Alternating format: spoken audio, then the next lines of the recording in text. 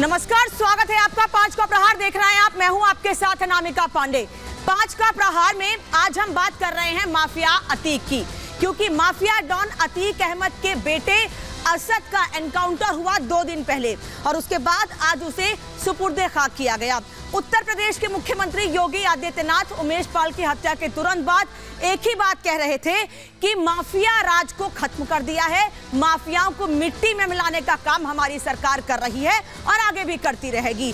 आज वो परिवार रोता हुआ दिखा जब उसके बेटे को मिट्टी में मिलाया गया, जिसने उत्तर प्रदेश की जनता को, प्रयागराज, उसके आसपास के जिले की जनता को खून के आंसू रुलाए थे।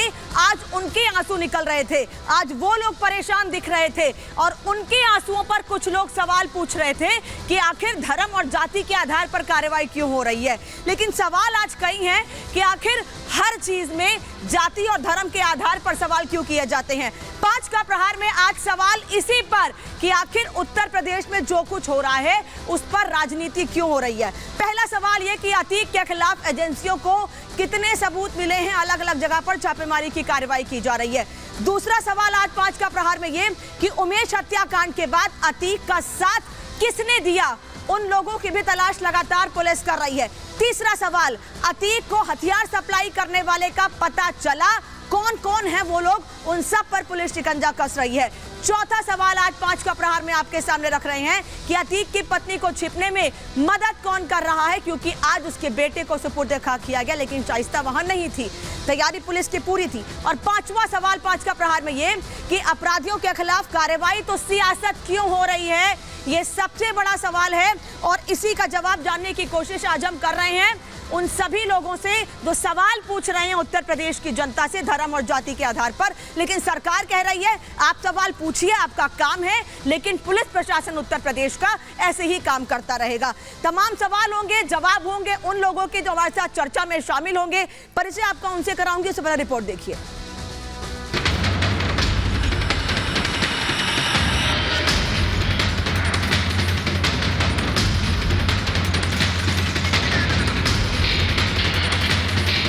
माफिया अतीक की गर्दन पर कानून का फंदा कसता जा रहा है।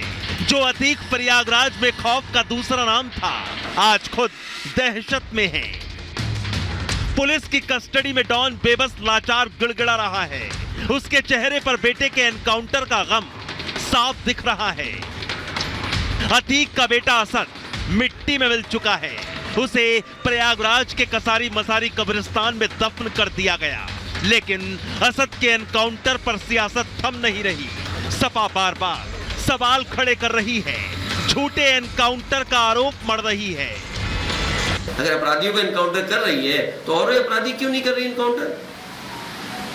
उसमें जात और धर्म देख करके ये किस दिशा में आप देश को ले जा रहे हो? किसी के साथ नहीं, किसी अपराधी के साथ नहीं, लेकिन जात के नाम पर, धर्म के नाम पर सरकार भेदभाव क्यों कर रही है?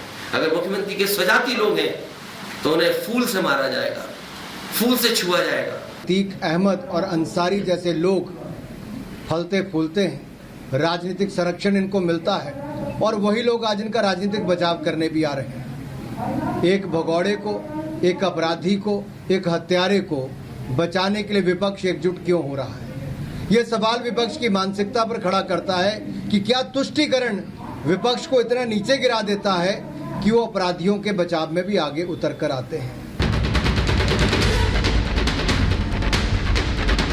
असद के एनकाउंटर पर एक और सियासी गलियारा तप रहा है, तो दूसरी ओर माफिया से पूछताछ भी जारी है। तीसरे दिन लगातार यूपी पुलिस और एटीएस उससे पूछताछ कर रही है, जहां उसने कबूल किया है कि कभी उसके पास हथियार की कमी नहीं रही। आईएसआई के एजेंट ड्रोन से उसके हथियार पाकिस्तान से भारत सीमा में गिराते थे। अशरफ उन हथियारों की डिलीवरी करा लेता था और बदले में पैसा देता था। अतीक ने पूछताछ के दौरान यह भी बताया कि वो पंजाब में उस जगह को दिखा सकता है जहां से वो हथियार जमा कराता था। अतीक अहमद और अशरफ से पुलिस ने 23 घंटे पूछताछ की। दोनों से करीब 200 सवाल पूछे और अब यूपी एटीएस ने माफिया अतीक अहमद के पाकिस्तान कनेक्शन के बारे में जानकारी जुटाना शुरू कर दी है। अतीक के बयानों के आधार पर एटीएस की एक टीम पंजाब और कश्मीर में हथियार खरीद फरोख्त करने वालों के बारे में पता लगा रही है। इसके साथ ही माफिया के उन गुर्गों पर भी शिकंजा कसता जा रहा है जो उसके पाप में बराबरी के भागीदार थे। पुलिस ने अतीक के करीबी असाद कालिया को गिरफ्तार कर लिया है। उसके भाई फैजान को भी पुलिस ने दबोचा है। असाद कालिया पर 25,000 का इनाम था। असाद कालिया अतीक का सबसे खास गुर्गा है। उसे अतीक के काले कारनामों की पूरी जानकारी है। अब पुलिस उससे भी पूछताछ कर रही है। अतीक के पाकिस्तान कनेक्शन से लेकर उमेश पाल हत्याकांड तक सवाल पूछे जा रहे हैं। लेकिन इन सब के बीच सवाल है कि 3 दिन की पूछताछ के बाद अतीक के खिलाफ एजेंसियों को कितने सबूत मिले। क्या अतीक को हथियार सप्लाई करने वालों का पता चला? और सवाल यह भी कि माफिया पर एक्शन तो सियासत क्यों? Bureau report, Republic Bharat. Uttar Pradesh में योगी सरकार को 6 साल हो चुके हैं। साल 2017 में मुख्यमंत्री बने योगी आदित्यनाथ। तब से अब तक कितने एनकाउंटर हुए ये आपको दिखा देती हूं जल्दी से। 2017 में 28 एनकाउंटर हुए, 2018 में 41 एनकाउंटर हुए, 2019 में 34 एनकाउंटर किए गए और ये सिलसिला लगातार जारी है। माफिया बदमाश गुंडों पर लगातार एक्शन लिया जा रहा है। 2020 में 26, 2021 में 26, 2022 में 14 और साल 2023 में अभी अप्रैल तक 14 एनकाउंटर हो चुके हैं, जिसमें इस साल सबसे बड़ा एनकाउंटर जो हुआ है वो असद का 2 दिन पहले, जिसी पर अब राजनीति हो रही है, जिसी पर अब सवाल किए जा रहे हैं।